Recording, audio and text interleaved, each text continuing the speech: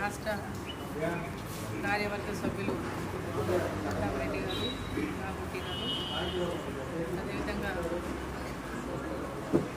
ప్రధానంద రెడ్డి గారు, రాజవర్ధన్ రెడ్డి గారు, మండల అధ్యక్షులందరూ, కన్వీనర్ గారు, మీడియా మిత్రులకు అందరికీ నా నమస్కారం.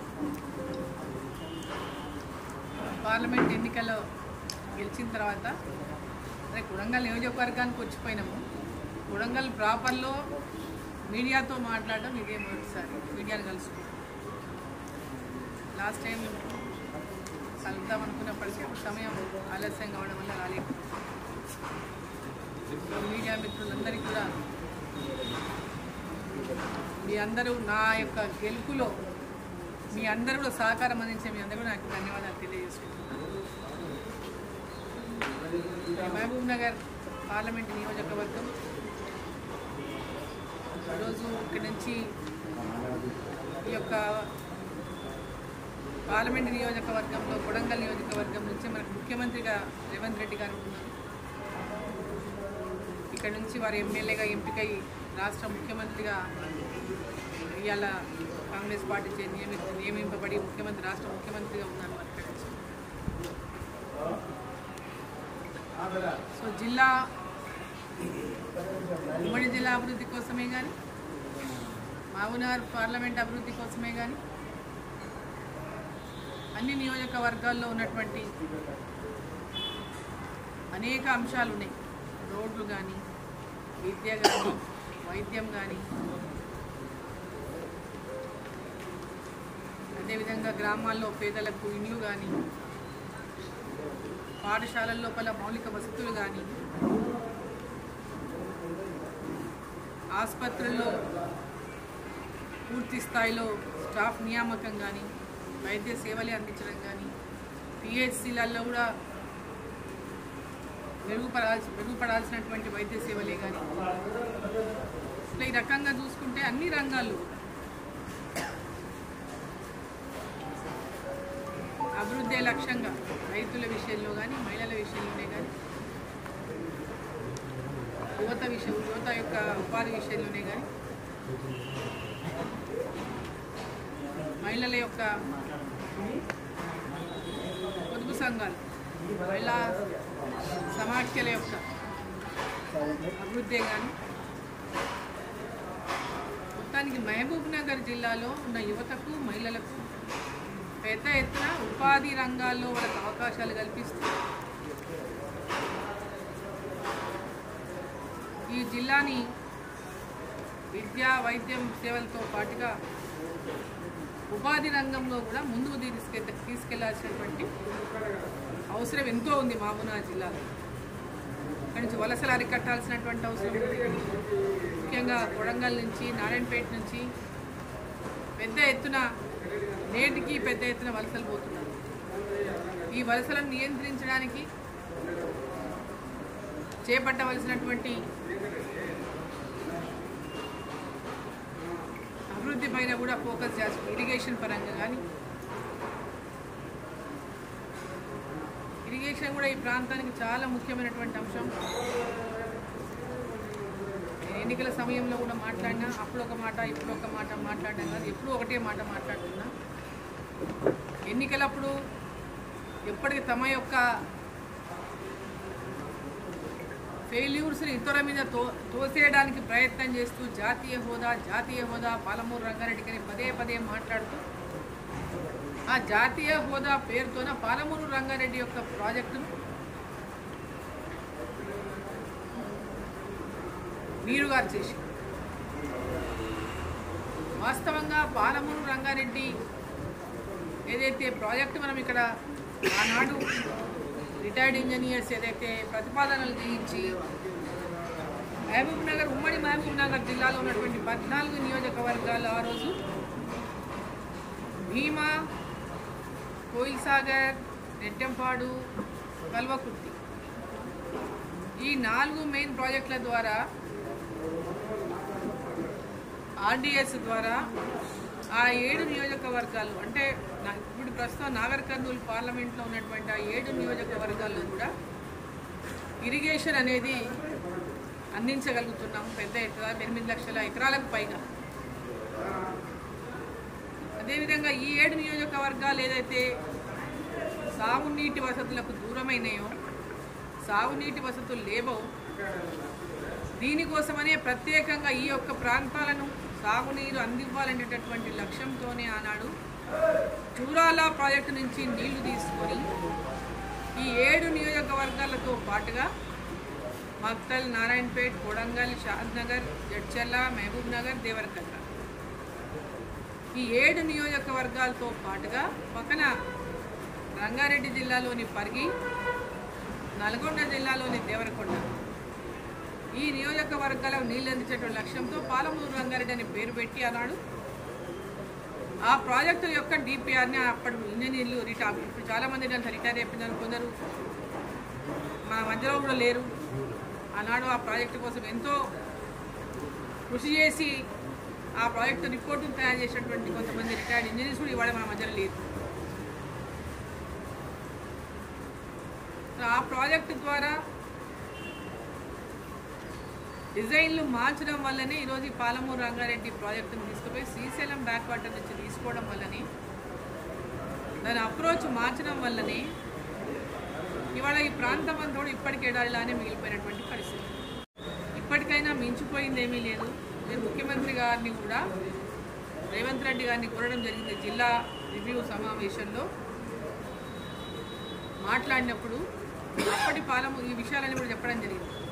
చూరాల నుంచి ఇప్పటికీ మించిపోయింది లేదు. ఆ కాంట్రవర్షియల్ బ్యాక్ వాటర్ శ్రీశైలం నుంచి తీసుకొని పాలమూరు రంగారెడ్డి ద్వారా మనం ఈ ప్రాంతానికి సాగునీరు అందించలేము.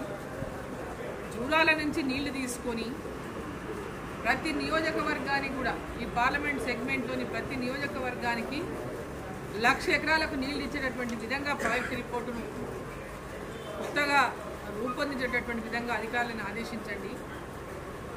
అప్పుడైతేనే ఈ ప్రాంతానికి న్యాయం జరుగుతుంది. ఇప్పుడు కేవలం కొడంగల్కి, నారాయణపేటకి 50,000 ఎకరాల కోసం ఒక ప్రాజెక్టును ఇవాళ భీమా ప్రాజెక్టు ద్వారా వస్తున్నటువంటి నీటిని తరలించి వీటిని ఏదైతే అనుకుంటున్నారో కేవలం ఆ 2 నియోజకవర్గాల్లో 50,000 ఎకరాలే కాకుండా అన్ని నియోజకవర్గాల్లో 1,00,000 ఎకరాలకు నీళ్ళు అందించే విధంగా చొరవ తీసుకోండి ముఖ్యమంత్రిగా అని వారి దృష్టి కూడా తీసుకెళ్ళడం జరిగింది. ఆ రోజు వాళ్ళు కూడా అధికారులను దీనిపైన పరిశీలించమని కూడా వారు చెప్పడం జరిగింది. మరి ఇప్పటిదాకా దాని గురించి మరి ఏ విధంగా అడుగు ముందు పడిందో నాకు తెలియదు. బట్ ఇప్పటికి కూడా నేను అదే రకంగా ముఖ్యమంత్రి గారిని, రేవంత్ రెడ్డి గారిని కోరుతా ఉన్నా, దానిపైన శ్రద్ధ తీసుకొని పాలమూరు జిల్లా యొక్క రైతుల యొక్క వలసలను అడ్డుకోవడానికి, రైతు కూలీల వలసలను అడ్డుకోవడానికి, ఆపడానికి, ఈ ప్రాంతాన్ని సస్యశ్యామలం చేయడానికి ఇదే ఏకైక మార్గం. ఈ ప్రాంతంలో సాగునీరు అందించడంతో పాటు అనేక ఉపాధి ఉద్యోగ అవకాశాలు లభించడానికి అవకాశం ఉంటుంది సాగునీరుకి అందితే కనుక. సో దానిపైన ప్రత్యేకమైనటువంటి దృష్టి పెట్టి వెంబడే దీన్ని అధికారులను ఆదేశించి వీటి సర్వే చేయించాలని, ఇంతకుముందు ఉన్నటువంటి డిపిఆర్ రిపోర్టును మరోసారి పరిశీలించి దీన్ని ఏ విధంగా ముందుకు తీసుకెళ్లాలి, ఏ విధంగా దీన్ని ప్రారంభించాలనేటువంటి విషయం పైన ఆలోచించాలని చెప్పి వెంబడే నిర్ణయాలు కూడా తీసుకోవాలని చెప్పి సందర్భంగా నేను కోరుతా ఉన్నాను. అదేవిధంగా అభివృద్ధి పరంగా విషయానికి వస్తే ఈరోజు కేంద్ర ప్రభుత్వం పెద్ద ఎత్తున ఇవాళ రోడ్లకు నేషనల్ హైవేసే కానీ, సిఆర్ఎఫ్ కింద రోడ్లే కానీ, సింగిల్ లేన్స్, డబుల్ లేన్స్ చేయడమే కానీ, లేదా వాటి మరమ్మతుల విషయంలోనే కానీ, పిఎంజిఎస్వై కింద కనెక్టివిటీ లేనటువంటి విలేజ్ కనెక్టివిటీ చేయడంలో కానీ, వీటన్నిటి విషయంలో కూడా కేంద్ర ప్రభుత్వం పెద్ద ఎత్తున మరి రాష్ట్ర ప్రభుత్వానికి సహకరిస్తున్నటువంటి నేపథ్యంలో ఇక్కడ ఉన్నటువంటి మహబూబ్నగర్ జిల్లాలో ప్రత్యేకంగా రోడ్ల పరిస్థితి ఇంకా అనేక గ్రామాలకు రోడ్ల కనెక్టివిటీ లేనటువంటి పరిస్థితి, గ్రామాలకు లేనటువంటి పరిస్థితి మనం చూస్తాను. గ్రామ పంచాయతీలకు కానీ, అదేవిధంగా వాటి హ్యాబిటేషన్స్కి కానీ. మరి ఈరోజు ఇవన్నీ విషయాల్లో కూడా జిల్లాకు సంబంధించినటువంటి వీటన్నిటిపైన కూడా కేంద్ర రాష్ట్ర ప్రభుత్వాల షేర్ ఏదైతే ఉన్నటువంటి ప్రాజెక్టులు ఉన్నాయో రాష్ట్ర ప్రభుత్వము కేంద్ర ప్రభుత్వము యొక్క వాటాల ద్వారా చేయాల్సినటువంటి శాంక్షన్స్ తెచ్చుకున్నటువంటి అవకాశం ఉన్న ప్రతి ఒక్క ప్రాజెక్టు పైన దృష్టి పెట్టి వాటికి మొట్టమొదటిగా నిధులు విడుదల చేస్తూ ఆ ప్రాజెక్టులను పూర్తి స్థాయిలో మనం ఉపయోగించుకోవాలని చెప్పి నేను కోరుతా ఉన్నాను. ఈరోజు రైల్వే స్టేషన్స్ అన్ని రైల్వే స్టేషన్లు ఇవాళ ఆధునీకరణ జరుగుతూ ఉంది. మన ఉమ్మడి జిల్లా రైల్వే స్టేషన్స్ కానీ ఇక్కడ చేవెళ్ళ నియోజకవర్గంలో ఉన్నటువంటి తాండూరు రైల్వే స్టేషన్ కానీ ఈరోజు ప్రతి ఒక్క రైల్వే స్టేషన్ను ఆధునీకరించడానికి పెద్ద ఎత్తున నిధులు కేటాయించి ఒక్కొక్క రైల్వే స్టేషన్కి 24 కోట్లు, తాండూరుకి 24 కోట్లు ఉంది. అదేవిధంగా ప్రతి రైల్వే స్టేషన్కి కూడా ఈరోజు పెద్ద ఎత్తున నిధులు ఇచ్చి ఇవాళ వాటి యొక్క ఆధునీకరణ కార్యక్రమాలు ప్రారంభమైనవి, పనులు జరుగుతూ ఉన్నాయి. అదేవిధంగా కృష్ణా వికారాబాద్ లైన్ కూడా, కృష్ణా వికారాబాద్ రైల్వే లైన్ కూడా సర్వేకు నిధులు కేటాయించిండ్రు. వెంబడే సర్వే పనులు పూర్తి చేసే విధంగా రాష్ట్ర ప్రభుత్వం కోఆపరేట్ చేసి వెంబడే మరి దానికి అవసరమైనటువంటి భూసేకరణ కానీ వాటన్నిటి చేపడితే కృష్ణా వికారాబాద్ రైల్వే పనులు కూడా తొందరగా మనం వెంటబడి పూర్తి చేయించే దిశగా నిధులు శాంక్షన్ చేయించుకొని మనం ఈ లైన్ని కూడా పూర్తి చేసుకోవాల్సినటువంటి విషయాన్ని సందర్భంగా నేను తెలియజేస్తాం. కేంద్ర ప్రభుత్వం ద్వారా పూర్తి సహాయ సహకారాలు అందించడానికి కేంద్ర ప్రభుత్వం సిద్ధంగా ఉంది. రాష్ట్ర ప్రభుత్వం భూసేకరణ విషయంలోనే కానీ రాష్ట్ర ప్రభుత్వం వారి యొక్క వాటా విషయంలోనే కానీ వాటన్నింటినీ కూడా త్వరితగతిన కనుక మనం చేసుకోగలిగితే ఇక్కడ పూర్తయిన పనులకు కూడా యూసీ సర్టిఫికేట్ కనుక తొందరగా మనం ఇచ్చి పనులను మిగతా నిధుల కోసం కనుక మనం అప్రోచ్ చేస్తే చాలా తొందరగా మనం అభివృద్ధి కార్యక్రమాల్లో ముందుకు పోవడానికి అవకాశం ఉంటుందని చెప్పి ఈ సందర్భంగా నేను తెలియజేస్తా ఉన్నాను. పట్టించినది జాతీయ హోదా అనే పదాన్ని కాంగ్రెస్ పార్టీ ఆ రోజు జాతీయ హోదా ఇచ్చిందా? తెలంగాణ విడిపోయినప్పుడు జాతీయ హోదా అని ఇచ్చిందా? ఇస్తే ఇప్పుడు ఏమైనా బీజేపీ వచ్చినాక తీసేసిందా? అని ఇవ్వలేదు కదా. ఇప్పుడు ఆ రోజు విభజన చట్టం లోపల పాలమూరు రంగారెడ్డికి మరి జాతీయ హోదా పెట్టమని ఆ రోజు నేను అడిగినా, మీరు పోలవరంకు పెట్టినట్టే దీనికి కూడా పెట్టండి పాలమూరు రంగారెడ్డికి అని. కానీ ఆ రోజు ఏం మాట్లాడలేదు, ఈ తెలంగాణ వచ్చిందే చాలన్నారు ఆ రోజు మనోడు. మరి ఇప్పుడు దాన్ని మళ్ళీ బీజేపీ మీద తోసే పరిస్థితులు తీసుకొస్తున్నారు. అందులో ఆ పాలమూరు రంగారెడ్డి అసలు ఎందుకోసం దాన్ని టేకప్ చేసినామో అసలు అది సర్వే చేయలేదు, అంటే దాని లబ్ధే పొందలేదు. దాని డిజైన్ మార్చేసిండు. ఆ రోజు పాలమూరు రంగారెడ్డి డిజైన్లే ఈరోజు లేవు. ఆ రోజు ఉన్నటువంటి పాలమూరు రంగారెడ్డి డిజైన్ ఇవాళ లేదు, మారిపోయింది మొత్తం. సో మరి పాలమూరు రంగారెడ్డి పాలమూరు రంగారెడ్డి వీళ్ళు జాతీయ హోదా అడుగుతున్నారు? ఆ రోజు మాబునార్ కోసం డిజైన్ చేసినట్టు పాలమూరు రంగారెడ్డికా, లేదా శ్రీశైలం బ్యాక్ వాటర్ దగ్గర కేసీఆర్ డిజైన్ చేసిన బ్యాక్ వాటర్ దగ్గర పాలమూరు రంగారెడ్డికా? ఇప్పుడు ఆన్ గోయింగ్ ప్రాజెక్ట్ ఏదైతే పాలమూరు రంగారెడ్డి ఉందో దానికి కేంద్ర ప్రభుత్వం నిధులు ఇస్తా అని చెప్పింది. నిధులు ఇవ్వము అని చెప్పలేదు, నిధులు ఇస్తామని చెప్పింది. మరి అది చెప్పకుండా జాతీయ హోదా అది ఒక పదం అయితే ఊతపదం విమర్శించడానికి ఊతపదం అయిపోయింది జాతీయ హోదా అనేది. అరే నిధులు ఇస్తామని చెప్పిందని చెప్పరు కానీ జాతీయ హోదా ఇస్తలేరంటారు. నీకు నిధులు కావాలన్నా పేరు కావాలన్నా?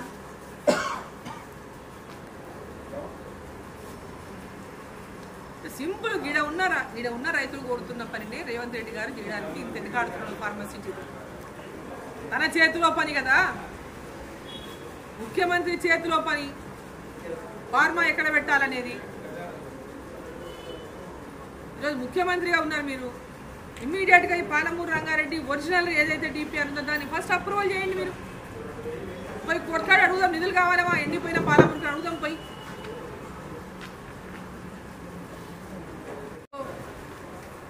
ఉమ్మడి జిల్లా యొక్క అభివృద్ధి పైన మరి ముఖ్యమంత్రి గారు వెరీ ఫ్రీక్వెంట్గా తరచుగా జిల్లాలో రివ్యూస్ పెట్టి వాటి యొక్క ప్రోగ్రెస్ ఏ విధంగా ఉంది, ఎంతవరకు మనం లాస్ట్ టైం మీటింగ్ ద్వారా ఈ మీటింగ్ వరకు మనం సాధించుకున్నాం, ఏ విధంగా దీన్ని ఇంకా స్పీడప్ చేయాలా, స్లో ఉందా అనేటువంటి విషయాలపై కూడా మనకు ఆ రివ్యూస్ ద్వారా మనకు అవకాశం ఉంటుంది. కాబట్టి ప్రతి 3 నెలలకు ఒకసారి రివ్యూ పెట్టి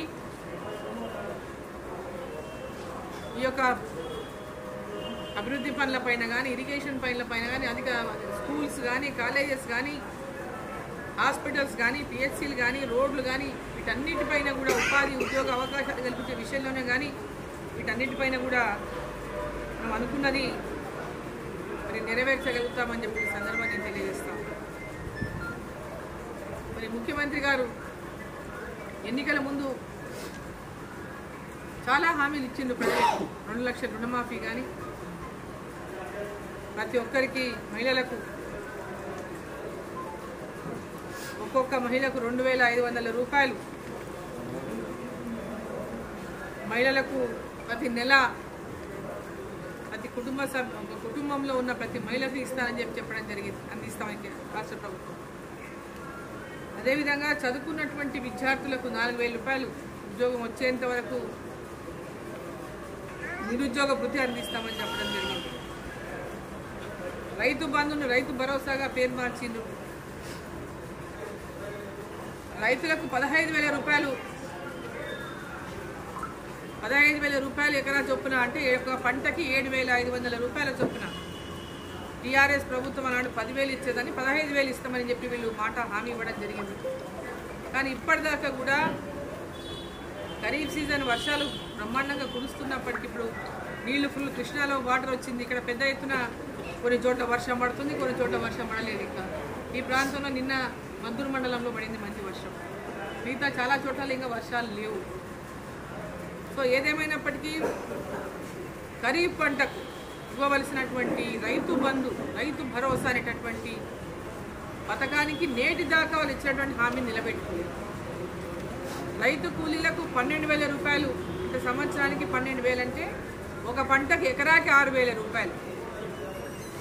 15,000 అంటే ఒక పంటకి ఎకరాకి 7,500 రూపాయలు భూమి ఉన్నటువంటి రైతులకు. సో ఇప్పటిదాకా కూడా ఈ హామీని నెరవేర్చుకోలేనటువంటి పరిస్థితిలో ఈ రాష్ట్ర ప్రభుత్వం ఉన్నది.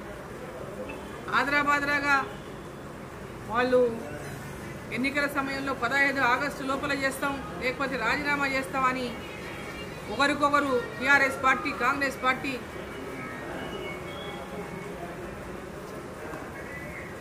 వాదోపవాదాలు చేస్తున్న నేపథ్యంలోనే అది చేసినాము అని చెప్పుకోవడానికే ఈరోజు ఈ 2 లక్షల రుణమాఫీ గురించి వాళ్ళు చేసామని చెప్పుకుంటున్న అయిపోయింది అన్నట్టు మాట్లాడుతూ ఉన్నారు. కానీ ఎక్కడ కూడా 2 లక్షల రుణమాఫీ ఇప్పటిదాకా అందరు రైతులకు అందలేదు. 2 లక్షల రూపాయల రుణమాఫీ కానటువంటి రైతులు ఇంకా దాదాపు 60% పైన రైతులు ఉన్నారు. ఇంకా కేవలం కొన్ని చోట్ల అయితే 17-18% మాత్రమే రైతులకు వచ్చింది. సో ఇవాళ రైతుల విషయంలో కూడా 2 లక్షల రుణమాఫీ విషయంలో వారు రైతుల డిక్లరేషన్ అని చెప్పి వరంగల్లో డిక్లరేషన్ చేసి ఎలాంటి కండిషన్లు లేకుండా రైతులకు 2 లక్షల రుణమాఫీ, 2 లక్షల రూపాయల రుణమాఫీ చేస్తామని ఏదైతే కాంగ్రెస్ పార్టీ హామీ ఇచ్చిందో ఆ హామీలో విఫలమైంది కాంగ్రెస్ పార్టీ. ఇప్పుడు కూడా రేషన్ కార్డులో భార్యాభర్తలకు ఇద్దరు కనుక భూముండి ఇద్దరు కనుక అప్పు తీసుకొని ఉంటే కేవలం ఆ రేషన్ కార్డులో ఉన్నటువంటి వాళ్ళకి ఒకరికి మాత్రమే ఆ రుణమాఫీ వర్తిస్తూ ఉంది. సో ఇది రైతులను మోసం చేసినట్లే. ఎన్నికల ముందు మరి ఈ యొక్క నిబంధనలు నియమాలు చెప్పి ఎన్నికలకు పోయింటే బాగుండేది. కానీ ఎన్నికలప్పుడేమో మీరు బ్యాంకులలో పోయి అప్పులు తెచ్చుకోండి, మేము వచ్చిన వెంబడే 2 లక్షల రూపాయలు మాఫీ చేస్తామనేటటువంటి మాట నాడు రేవంత్ రెడ్డి గారు మాట్లాడారు. మరి ఇవాళనేమో నియమాలు నిబంధనలు కండిషన్లు పెట్టించి రైతులు, ఎంతోమంది రైతులు ఇప్పుడు మాఫీ అయినటువంటి రైతులంతా కూడా ఆందోళన చెందుతున్నటువంటి పరిస్థితి మనం చూస్తూ ఉన్నాం. వారు ఏ హామీ ఇచ్చిందో హామీని ఇప్పటిదాకా వాళ్ళు చెప్తున్నది ఏంటంటే 37,000 కోట్లు కావాలని చెప్పింది. ఇప్పటిదాకా వాళ్ళు చేసినటువంటి మాఫీ ఎన్ని వేల కోట్లు శ్వేతపత్రాన్ని విడుదల చేయాలి. ఏ బ్యాంకు నుంచి ఎన్నెన్ని కోట్లు మాఫీ అయింది, ఆ రైతుల లిస్టు, ఏ రైతుకు ఎంత మాఫీ చేసినారు, ఎంతమంది రైతులు లబ్ధి పొందినారు, 1000 రూపాయల నుంచి మొదలుకుంటే 2 లక్షల వరకు ఎంతమంది రైతులు ఉన్నారు, బిలో 50,000 ఎంత, బిలో 75 ఎంత, బిలో 1 lakh ఎంత, బిలో 2.5 lakh ఎంత, బిలో 2 lakhs ఎంత, శ్వేతపత్రాన్ని ఈ రాష్ట్ర ప్రభుత్వం విడుదల చేయాలి రైతు రుణమాఫీ పైన. మేము మాఫీ చేసాం, ఇంక అయిపోయింది, ఎవరికైనా ఏదైనా మిస్టేక్ అయిన ఉంటే ఏదైనా తప్పుదారి రాకుంటే అడగండి, దీంట్లో చెప్పండి అని చెప్పి మాట చెప్తా ఉన్నారు. మేము అడుగుతా ఉన్నాం, 37,000 కోట్లు మీరు రుణమాఫీకి కావాలన్నారు. ఇప్పుడు ఎన్ని వేల కోట్లు అయ్యింది, ఎన్ని వేల కోట్లు ఇంకా డ్యూ ఉన్నది,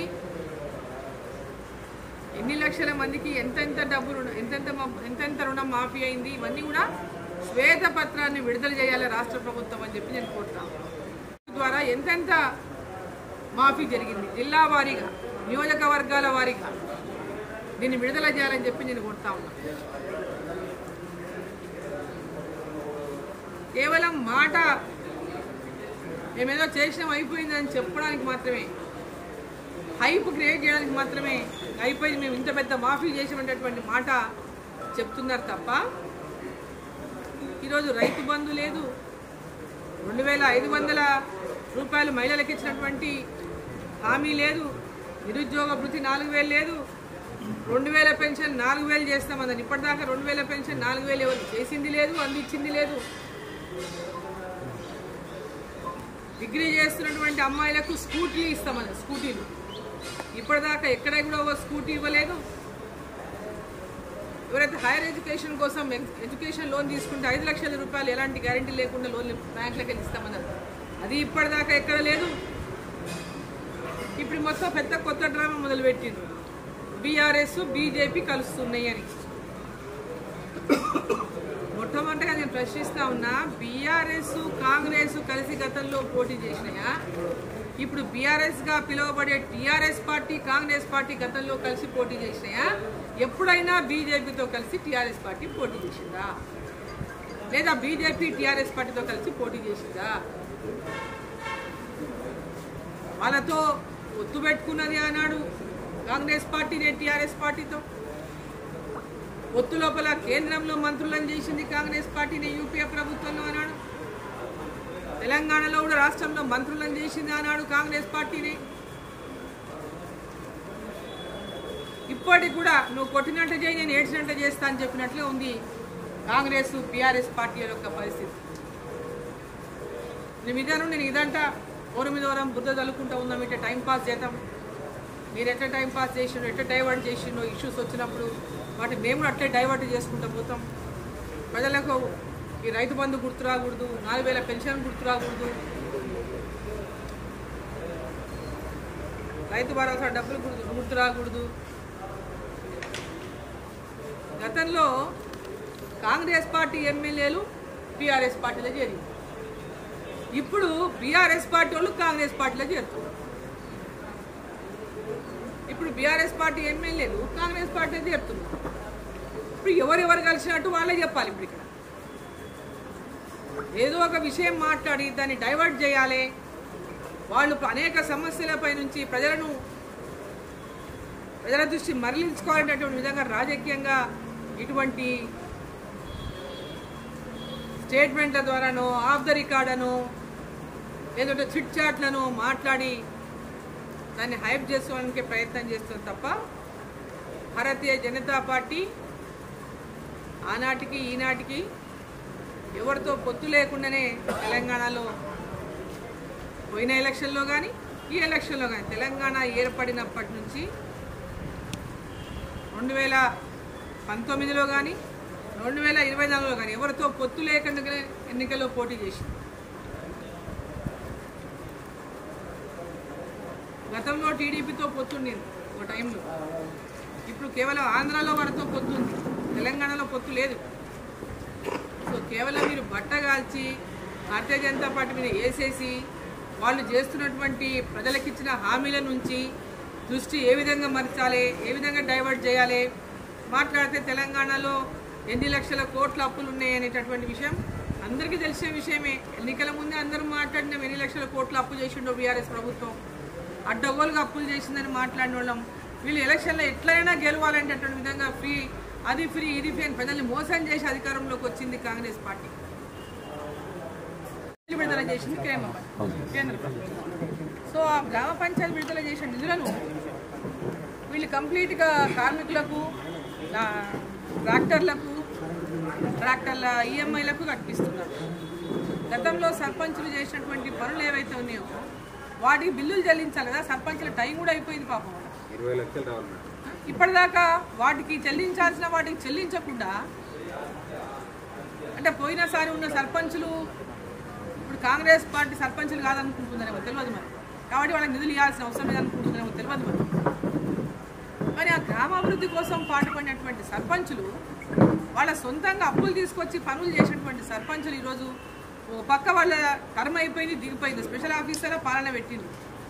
కానీ ఇప్పుడు మీరు ఎంక్వైరీ చేసి ఇవ్వండి, వాళ్ళు పనులు చేసారు చూసి ఇవ్వండి, విడుదల చేయండి. అంతేగాని ఆ పనులకు డబ్బులు చెల్లించకుండా ఈ రాష్ట్ర ప్రభుత్వం చెల్లించాల్సినటువంటి బిల్లులకు కేంద్ర ప్రభుత్వం నిలబడుకుంటుంటే ఎట్లా? ఇది ఏమాత్రం సమంజసం కాదు.